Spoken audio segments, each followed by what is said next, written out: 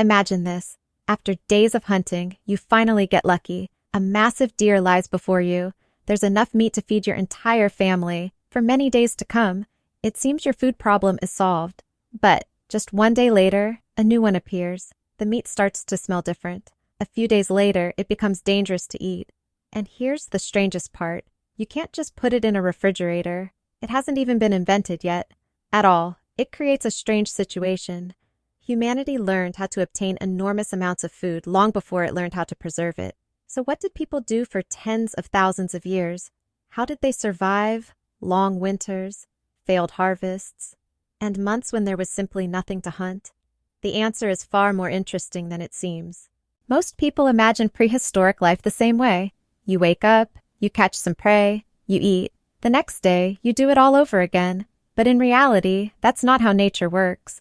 Sometimes, a hunt ended with nothing, for several days in a row, and sometimes, the opposite happened. One lucky spear throw could provide an entire tribe with hundreds of kilograms of meat. And that's where the problem began.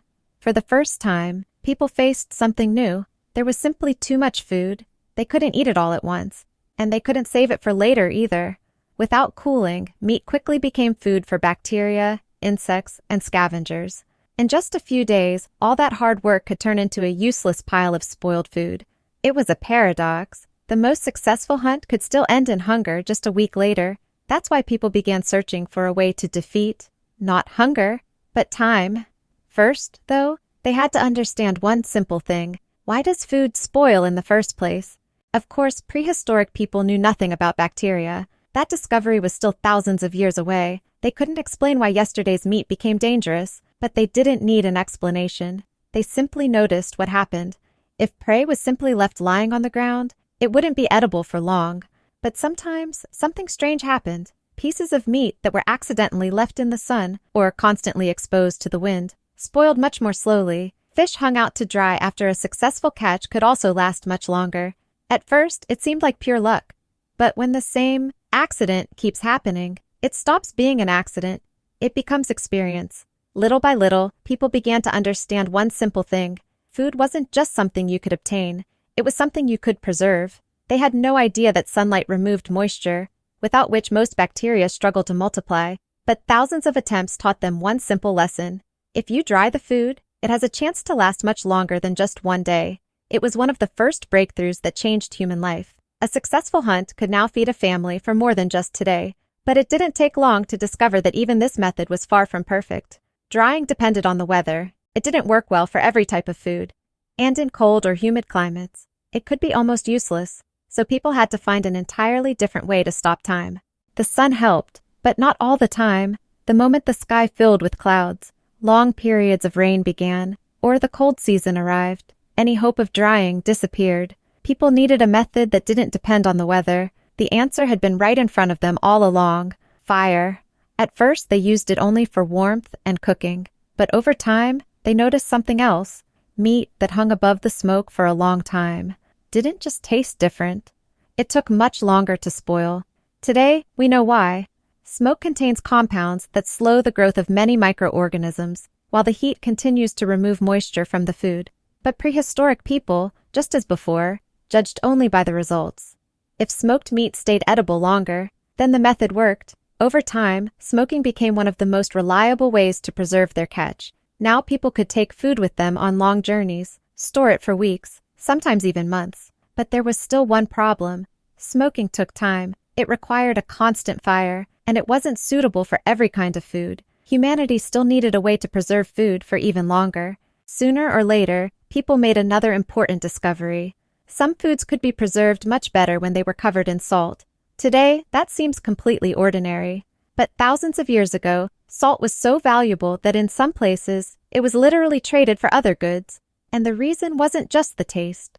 Salt draws out moisture. By removing that moisture, it takes away the conditions most bacteria need to multiply quickly. Meat, fish, even certain vegetables could now be preserved for much longer. For the first time, people could finally stockpile food, not just for a few days, but for entire seasons. Yet even that wasn't enough, because some foods simply couldn't be dried, smoked, or salted. It seemed that, after the discovery of salt, humanity had finally solved the problem of preserving food. But it didn't take long to discover that salt couldn't preserve everything. Take milk, for example. It spoiled much faster than people could drink it. Then people noticed something strange. Sometimes, spoiled milk didn't become dangerous at all. Instead, it turned into a completely new product, one that could be stored much longer. The same thing happened with certain vegetables. Their taste changed, their smell changed, yet they didn't make people sick. At first glance, it seemed like a miracle. Today, we know it was fermentation. Beneficial microorganisms began multiplying rapidly and gradually took over the entire environment. As a result, many harmful bacteria found it much harder to grow. But prehistoric people, just as before, knew nothing about any of that. They simply noticed the pattern. If everything was done the right way, that product could last much longer than fresh food. Over time, fermentation became one of the most important discoveries in human history. Cheese, fermented dairy products, fermented vegetables, drinks made through fermentation, all of them helped people survive the months when fresh food was scarce. And here's the remarkable part. Throughout this entire video, humans have been trying to fight whatever spoiled their food. But in the end, it turned out that not every microorganism was an enemy. Some really did make food dangerous. Others did the exact opposite. They helped preserve it.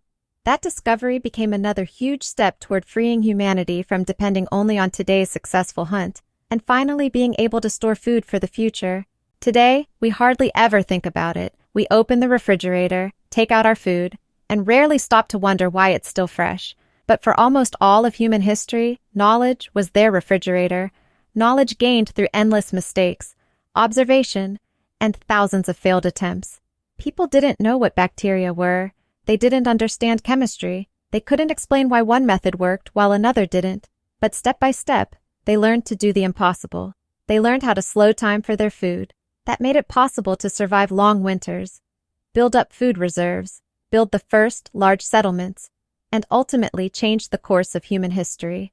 So the next time you put your groceries in the refrigerator, remember one simple thing. There was a time when the only protection against hunger was the sun, smoke, a handful of salt, and the experience gained over thousands of generations.